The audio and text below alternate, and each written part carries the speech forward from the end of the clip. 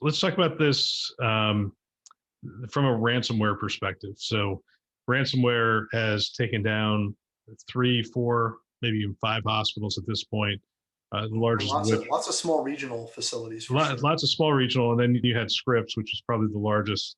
And the CEO just did an article in the San Diego Union Tribune or San Diego Union newspaper about their lessons learned around that. And so that's probably the largest health system that was taken offline. I'm sure you're having these conversations. So how are we thinking about the network different? How does your system enable us to be ready for those kinds of things? So let me reflect on a couple different angles. One's a risk management angle and one is a security architecture angle.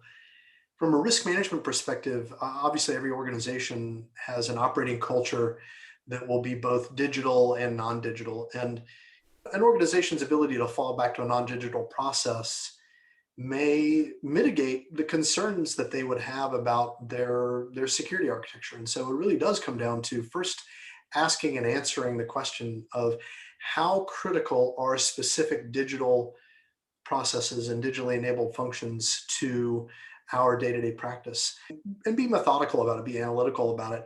And I'll point out one use case which I scratch my head to be able to identify anything but a digital process. Think about home healthcare and hospital in the home and those kinds of initiatives. Unless there's a provider or a healthcare professional in the home or nearby in the community, home healthcare is all going to be about being digitally enabled. Telemetry, active control systems to ensure that all the activities taking place are within protocol. And so there are going to be plenty of environments where it's simply not possible from a risk management perspective to ignore the possibilities of the network being used to attack the infrastructure and deny service. And so from a security architecture perspective, you can take as simple or as a complex view as either warranted or as necessary or as one's human psyche would like. Our simplistic point of view is by applying segmentation as a strategy for the network, and by applying finer grained policies and getting more and more segmented, micro segmentation, if you will, the network is going to have less opportunities to be permissive. Military talks about permissive and non-permissive environments.